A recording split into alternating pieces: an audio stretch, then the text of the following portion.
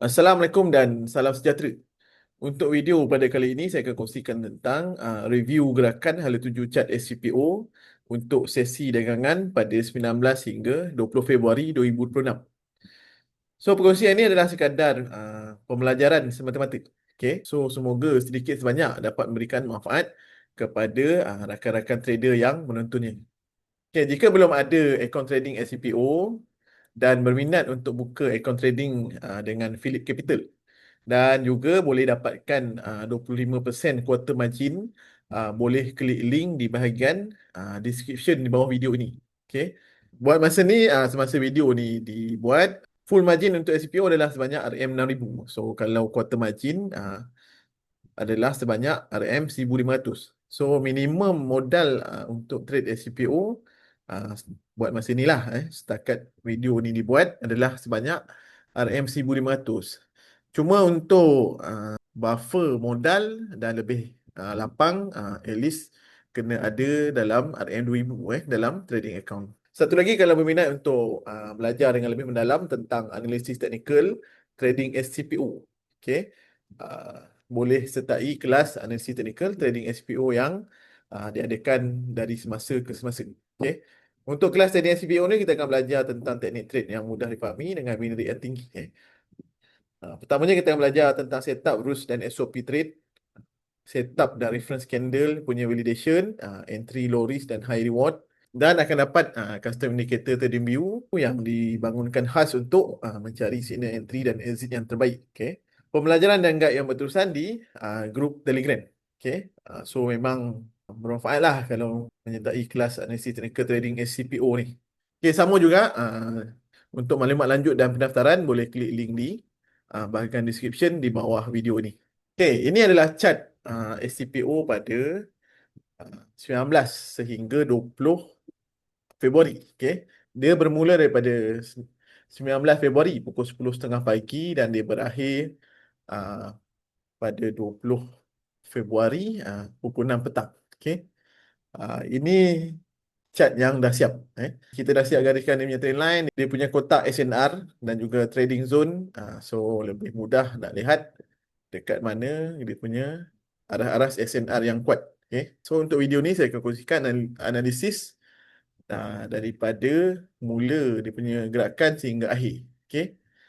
Kita akan guna custom indicator EMA RSI yang ada candle biru, kuning, ada garisan EMA, satu EMA, dan juga RSI ke bawah. Okay.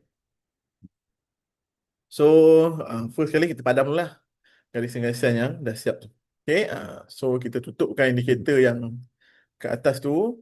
So untuk contoh ni kita akan guna chart kontrak semasa, iaitu SCPOK 2026. So sebelum 19 tu, dia berakhir di sinilah. Berakhir pada 16. Kenapa 16 pergi 19? Sebab 17, 18 public holiday. Itu Chinese New Year. So selepas 16, dia cuti 2 hari, dia buka balik pada 19. Dapat lihat chart keseluruhan dia sebelum ni uptrend, dan dia dah bocor uptrend, dia jadi downtrend kan. So bila dia jadi downtrend, kita gariskan trend line ke bawah pula. Di sini kita dapat lihat, okay, sini dia reject, dan pada hari Isnin ni pun dia dah sampai trend line semula. Dia reject juga trend line kat situ kan. So dia dah sebelum ditutup dia dah mendata dekat level support di sini. So potensi pada chart ni ada kemungkinan dia akan retest balik downtrend line lah. Okay.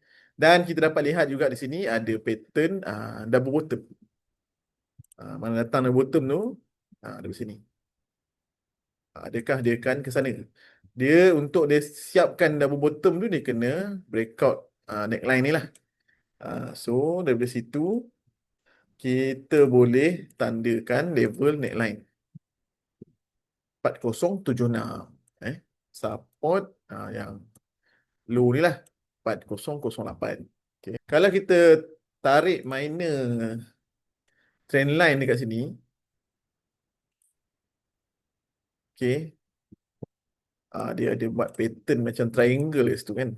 So kalau dia dapat breakout triangle ni, dia akan cari Trend line ni dan juga akan cari neckline double bottom ni lah. Okay. So, mari tengok apa jadi pada opening 19 hari bulan. 19 hari bulan punya opening ngam-ngam breakout down trend line. Okay. Ngam-ngam breakout down trend line dan juga uh, double bottom punya neckline. Tapi dia jatuh balik. Okay, dia jatuh balik. So, kita boleh tandakan high yang masa buka sesi pagi tu lah. Okay. 4081. Okay.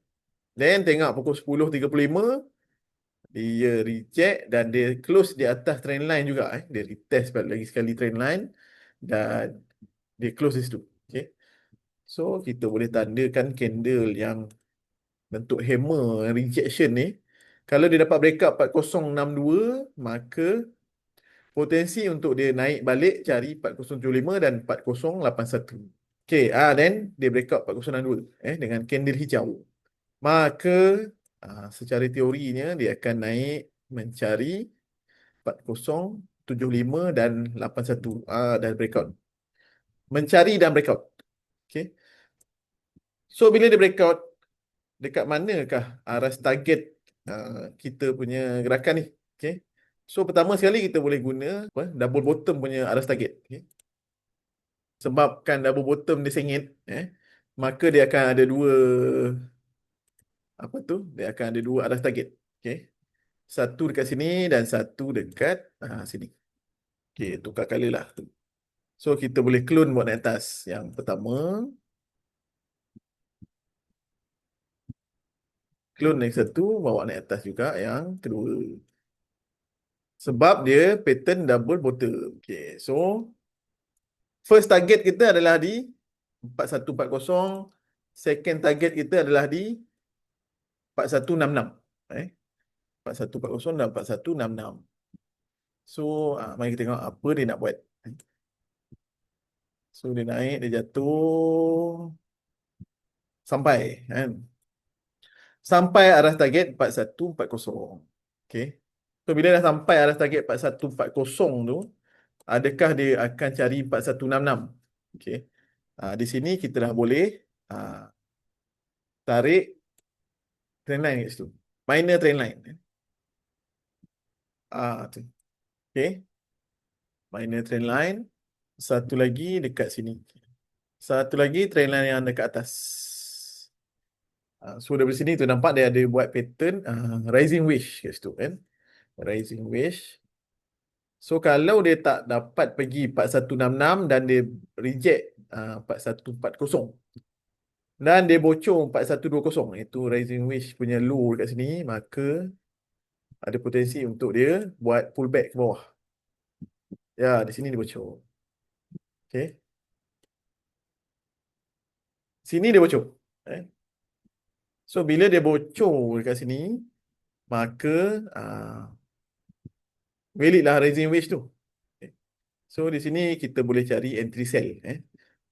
Daripada bawah ni, selagi dia tak patah sebenarnya, dia dalam gerakan buy. Kan? Okay. So bila dia patah rising wedge ataupun minor trend line ni, maka dia akan buat pullback ke bawah. Okay. Pullback dan mencari aras opening yang aras opening 19 hari bulan Februari. Okay. Ngam-ngam sampai dan dipantul ke atas mula. So, begitulah gerakan kalau guna chart pattern. Okay. Seterusnya saya tunjuk kalau guna Fibonacci. Okay, first kita padam dulu lah chart pattern. Double bottom dan rising wedge ni kita padam.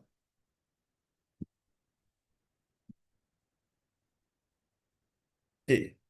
Kalau guna Fibonacci, kita tahu dia punya gerakan naik, turun dan secara teorinya dia akan buat gerakan continuation ke atas. Bullish continuation. Okay. Sebab apa? Sebab dia dah breakout down trend line. So, ada potensi untuk gerakan zigzag ke atas. Dan dekat sini kita nampak dia dah buat pullback ke atas semula. Okay. So, kita boleh guna point ni, point puncak dan point low ni. Satu, dua, dan tiga.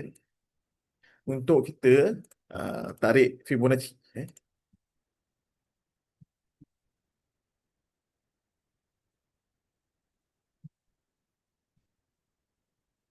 So ambil yang bawah ni, ambil point yang puncak sebelum ni, dan juga yang low kat bawah ni lah. Okay. So daripada sini, kita boleh target gerakan dia yang seterusnya. Okay. Biasanya kalau continuation ni, first kali dia kena breakout 0.5, iaitu 4119. Seterusnya dia akan cari 1 dan juga level 1272, 414 ni. 4175, 4185. Okay. So apa dia punya gerakan seterusnya? Kat mana dia breakout 0.5? Okay, sini dia breakout 0.5. Dan dia stay di atas level 0.382. So kita dapat lihat dekat mana dia punya gerakan. Ngam-ngam sampai 4155. Kalau guna Fibonacci, tercapailah aras target kita ni 4155. Okay. Dan dia bertahan di 382 situ kan. 411, 4155. So ada 46 then dia bocor. Bila dia bocor, dia balik ke uh, aras kosong balik. Okay. Daripada satu dia balik kosong. Okay, so satu lagi, tadi Fibonacci yang trend base. Ini adalah Fibonacci retracement. Okay. Okay, so bila dia dah patah macam ni, target kita sebenarnya ada low ni lah. So kita boleh kotakkan lah low ni. Okay. Kalau dia nak pergi sini, maka target dia akan cari arah support. Okay. So dia turun, dia turun, dia turun. Sampai sini sampai sini dia tak sampai pun arah support tadi. Okay, so kita boleh tarik trend line kat sini juga lah. Okay, kat mana dia breakout? Okay, sini dia breakout. Sini dia breakout. So bila dia breakout kat sini, kita tahu gerakan dia bila dia patah kat sini, potensinya dia akan buat zigzag ke bawah. Selagi dia tak naik balik atas ni. Selagi dia tak naik balik atas trend line bullish ke atas tu, maka dia ada potensi untuk zigzag ke bawah. So, kita boleh guna Fibonacci juga. Ambil daripada puncak, pergi ke tapak. So, dia akan pull back. Okay, ke area 0.382, 0.5 dan 618. Okay. Kalau reject salah satu daripada level ni, maka dia akan sambung jurang ke bawah. Tapi kalau dia dapat naik atas 618, maka potensi untuk terbatal gerakan ke bawah dan akan pusing naik.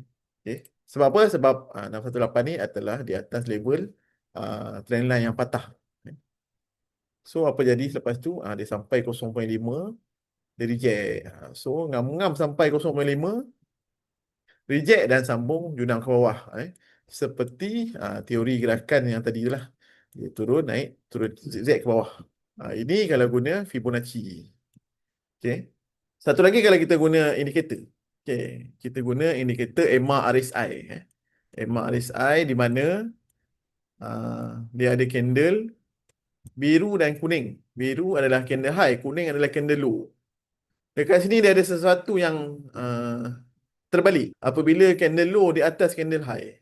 So apabila berlakunya gerakan terbalik ni, sepatutnya candle high adalah candle puncak, tapi tiba-tiba ada candle kuning di atas candle high ataupun candle low di atas candle high, maka ini adalah gerakan bearish divergent.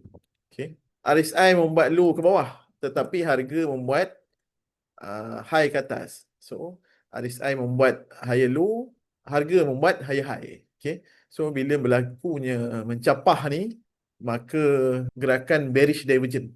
So untuk gerakan bearish divergent ni, dia kena bocor candle kuning yang ke atas ni lah. Ataupun candle pin bar ni. So kita just kotakkan candle pin bar tu. ataupun candle kuning yang terakhir tu, kita dapat lihat di sini dia dah buat pattern double top.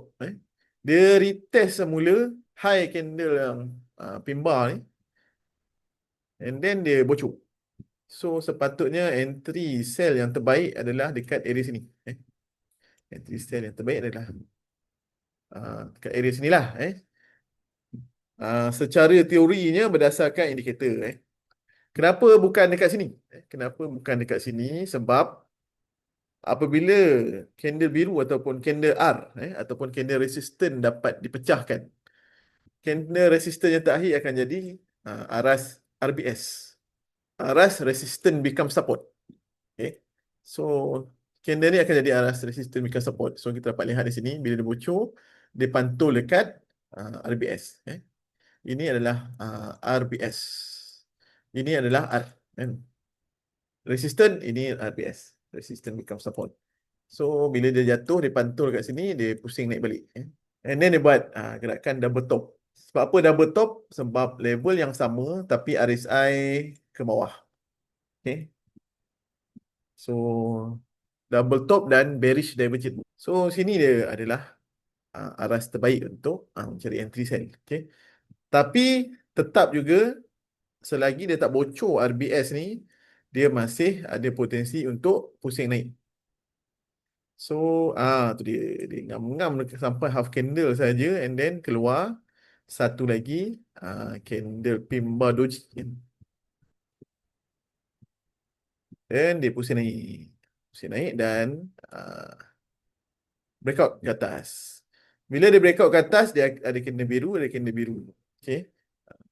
Biasanya candle biru akan jadi candle high.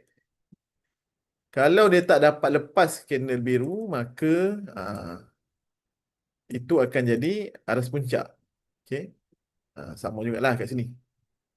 Kita tandakan candle biru. Okay. Dan dia memantul dekat sini akan jadi RBS lah. Okay. Sini tadi dia jadi R. Sini RBS. Bila dia naik dan dia breakout, so ini akan jadi RBS. Okay. So dia jatuh, nampak dia pantul dekat RBS, dia pusing naik. Dan dia ini akan jadi R. So breakout juga R. Bila breakout R, dia buat biru yang ke atas. So kita tandakan biru juga lagi satu.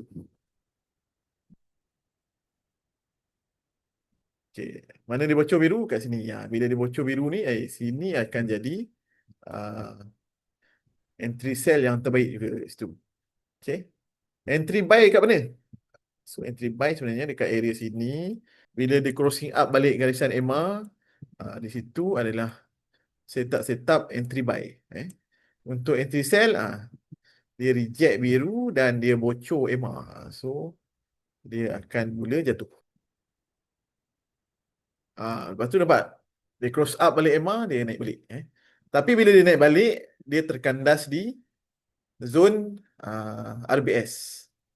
Sama jugalah. Bila dia terkandas, dia sambung junam. Sebab apa? Sebab kita tahu dia gerakan zigzag ke bawah. Sebab sama juga, dia dah patah trend kat sini. Okay.